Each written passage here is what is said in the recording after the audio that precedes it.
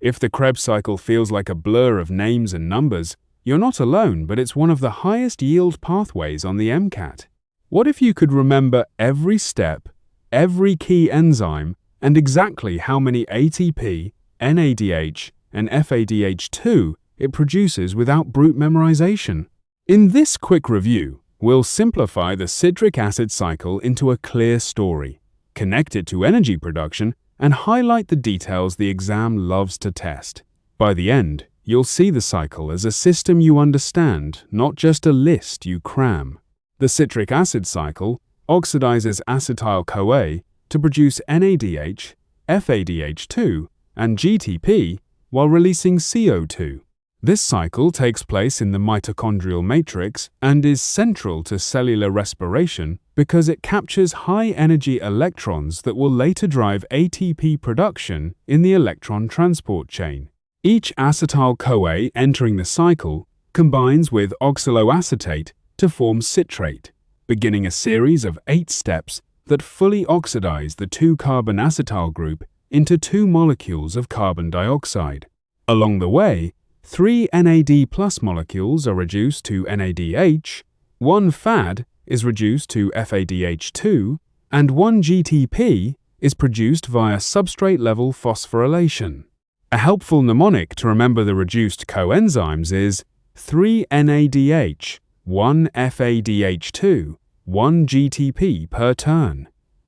Since each glucose yields 2 acetyl-CoA molecules, you can double these outputs per glucose.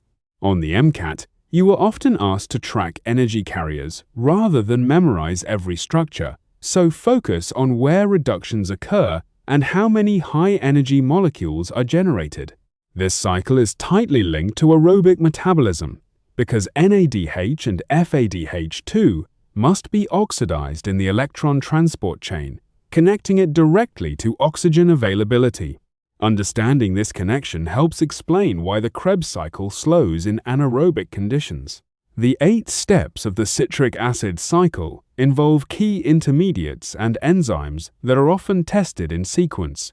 A classic mnemonic to remember the intermediates is citrate is Krebs' starting substrate for making oxaloacetate, representing citrate, isocitrate, alpha-ketoglutarate, succinyl-CoA, succinate, fumarate, malate, and oxaloacetate. The cycle begins when citrate synthase catalyzes the condensation of acetyl-CoA and oxaloacetate.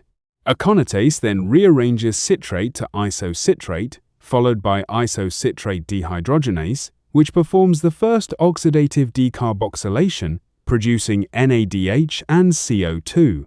Alpha-ketoglutarate dehydrogenase performs another oxidative decarboxylation, yielding another NADH and forming succinyl-CoA. Succinyl-CoA synthetase generates GTP, a key substrate-level phosphorylation step.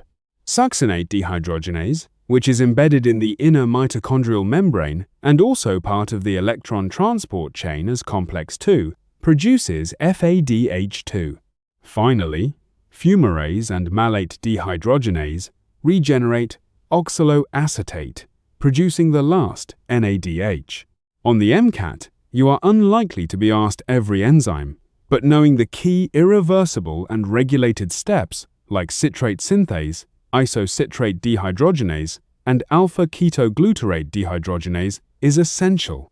The citric acid cycle is tightly regulated by energy status through key enzymes sensitive to ATP, NADH, and ADP levels.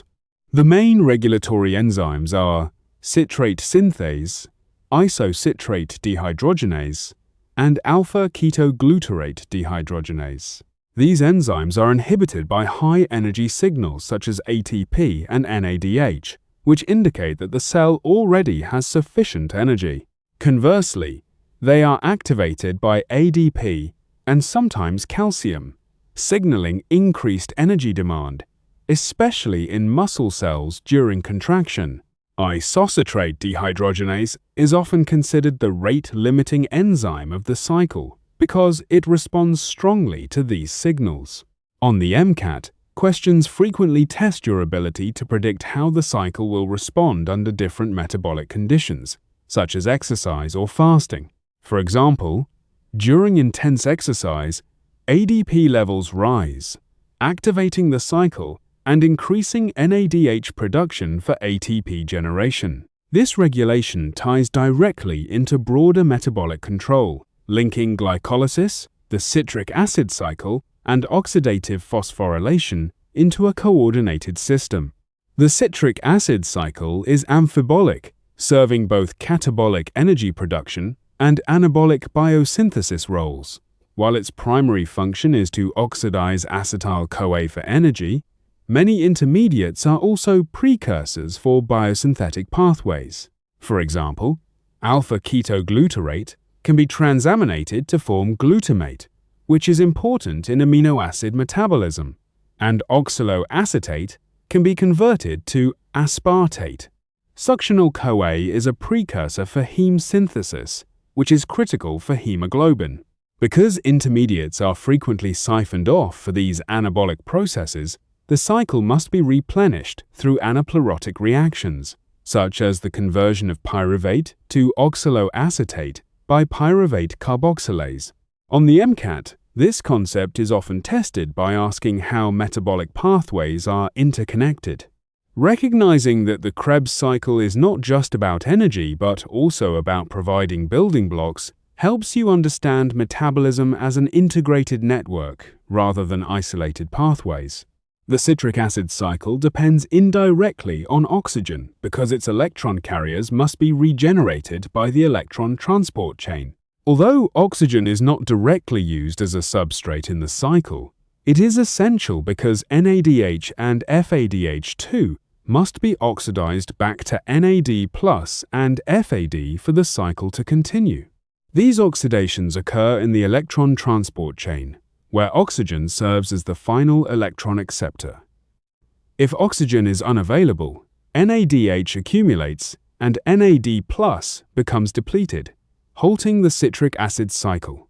This is why, under anaerobic conditions, cells rely on fermentation to regenerate NAD+, even though this bypasses the Krebs cycle entirely. On the MCAT, this concept often appears in questions about hypoxia, exercise physiology, or metabolic disorders. Understanding this dependency helps explain why aerobic respiration yields significantly more ATP than anaerobic pathways and reinforces the integration of metabolic systems across cellular respiration.